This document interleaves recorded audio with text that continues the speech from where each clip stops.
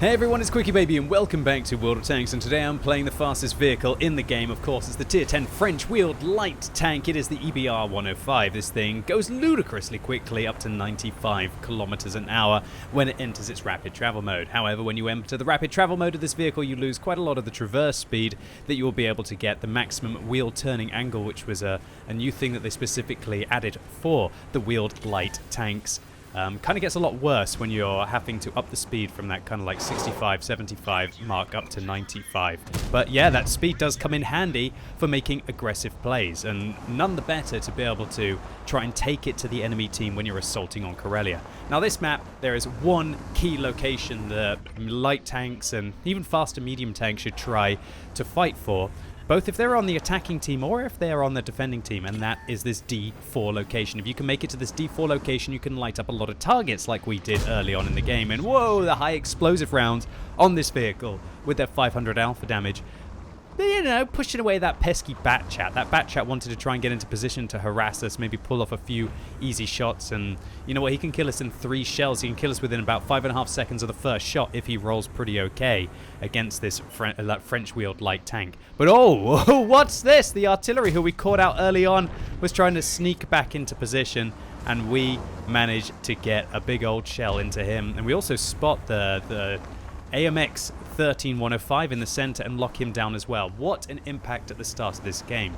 Sure, I guess it was a little bit risky that we managed to push forwards into the location, but oh my word, look, the high explosive rounds on this vehicle do have 105 millimeters of penetration. They're a lot like, excuse me, they're a lot like the Hesh rounds that you would have on the FV215B183, just like a mini version of them, or shall I say, more like the Hesh rounds that you probably have on the Centurion Action 10. We can see though, when we're not shooting into the back of the pattern, we're unable to go through the lower plate there, and so instead of doing 390 average damage that we would have done with our APCR rounds, we only do 157. So while we did get a max roll for 625, that's literally the most possible damage you could do with the high explosive rounds on this vehicle. 500 plus 25%. Yeah, you get my point. But you can see that if you can't manage to penetrate them, the things actually go pretty bad, and so it's a real toss-up in this vehicle. You can either go for that all-in shot to try and get the extra 110 average damage, or you can try and play a little bit safer and use the APCR or the heat rounds. Alright, so let's focus up on what we are trying to do in this game, and that is to just try and harass as many vehicles as I can, use my mobility to relocate between the points. We've got 3 key spotting areas. If I just manage to leave... Oh, I don't have the free camera on this. Oh well. So I'll show you on the map. So the 3 spotting areas that I like to have are this location here, and alternative you can also go around here. I feel like this one's a little bit vulnerable because if you do get spotted here, there isn't any hard cover for you to be able to hide behind.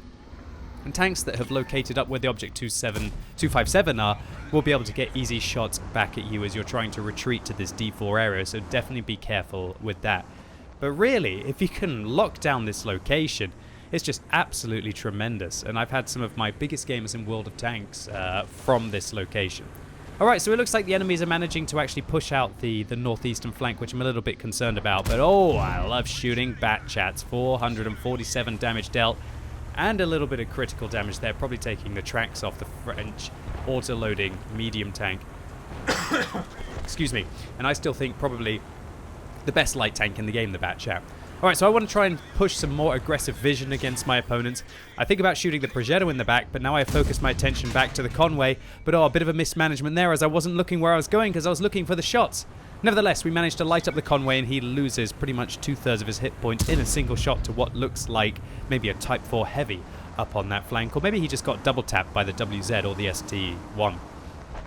The Bat Chats are actually managing to make their way into that location, so I don't really need to be there anymore. The Bat Chats are doing their job. They're going to go in, they're going to spot out, they're also going to get the damage in. And so when I play these vehicles, and you can do this with any light tank, but none more so than the French wheeled light tanks, it's all about plugging holes in your team's vision. Pulling back behind bushes, firing chancy shots to see if you can still manage to damage your opponents, and then just playing that harassing role. So we're waiting for this T10 to make his way down.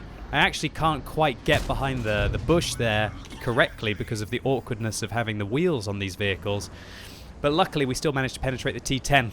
But like a flight of crap, he seems to be coming after us right now. But luckily I've got an AMX 1390 who's helping me out. He puts one in, I come around the corner, I put one into the upper hull of the T10, and that should allow the AMX 1390 to finish him off with one of his shells. Good stuff. Nice little like back and forth there between these French light tanks.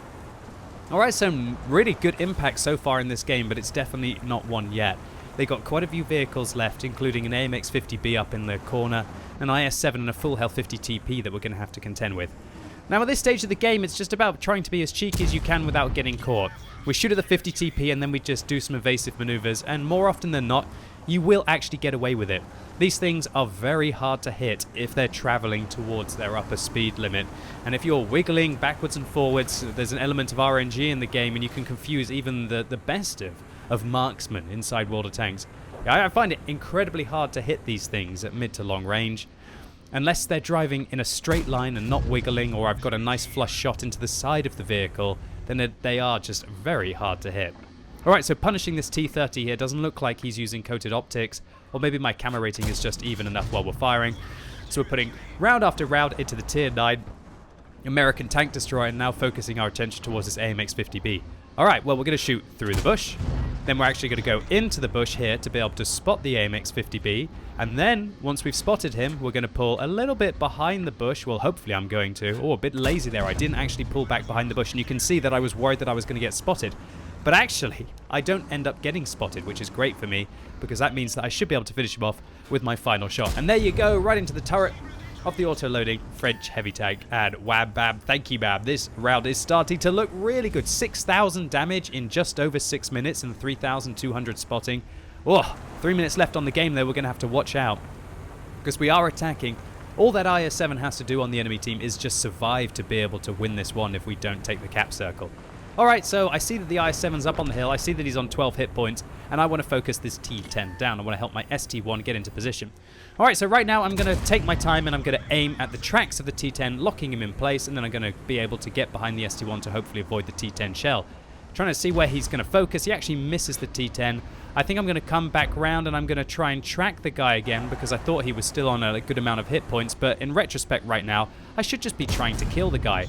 Why am I trying to get these 750 assistance points on the tracking, when frankly, I could have probably just put 2 shots into the T-10 there to be able to finish him off. Alright, well, job done anyway. I'm thinking, should we cap or should we go and finish off that low health IS-7? And yeah, I mean, I can actually, thinking about it, this is actually quite risky at this stage, you know? I'm on 477 hit points, which means that I'm a 50-50 if I'm going to kill him in a single shot. And the IS-7 has such good armor that while I am loading, or it looks like I'm loading heat rounds here, and they have 240 millimeters of pen, that's still not great for being able to penetrate an IS-7, right? So I guess I'm taking my life in my own hands here with trying to engage this guy, and I'm hoping that my team are going to be able to cap. Now, it's still not too late for me to be able to go towards the cap circle, so if my team had not gone and secured the cap, you can see right now I'm thinking, shall I go back and cap? Shall I go back and cap? And I see that the Conway's making his way over towards the cap circle as well, and so I think, yeah, nah, we're going to be okay. Even if the Type 4 Heavy gets interrupted once, unless it's right towards the end, we should still be able to cap out, as well with the Batchat 15558 making his way there. So I'm going to go be a bit cheeky, and I'm going to go and try and deliver the coup de grace towards this Tier 10 Soviet heavy tank. Where is he going to be? Where is he going to be? Oh, he's right around the corner. He's aiming for me. And luckily, he low rolls. Oh, my word. I should have been dead there, boys and girls. But then again, I mean, why was the IS-7 going to be sitting here? That's never going to be able to win him the game. Maybe he knew I was coming somehow. I don't know, possibly. Or maybe he was making his way up here. I don't know why he would be camping on this location when he probably, actually, even if he goes to these bushes, he probably still couldn't have seen the cap circle anyway. So I think it was, I think the only hope that the IS-7 had here to be able to win this game is if something stupid happened on the enemy team and maybe they stopped capping, right? And then he survived. Nevertheless, while my plays at the end might have been a little bit reckless, I think it was the solid plays for at least the first 6 or 7 minutes of this game that really set it up for a dominant victory. So this was actually my first ace tanker for the Panhard EBR 105. You really have to do some exceptional stuff to be able to nail aces in this tank, purely because it's one of those vehicles that unless you get on Prokhorovka and do 10,000 spotting, that you have to more than make up for it with other aspects of the gameplay. We get a Confederate high caliber, which is unusual in a Tier 9, Tier 10 game of horror light tank, and a scout because we did manage to illuminate 11 of the enemy team first. And while we did fire a few premium rounds here, we would have made a profit with or without a premium account, and that's because that A lot of those rounds that went in were high explosive, doing significant crits to vehicles like the M46 and the Bat Chatillon. So, the Panhard EBR 105. I've had this vehicle for, I think, 100 games now. What do I think about it?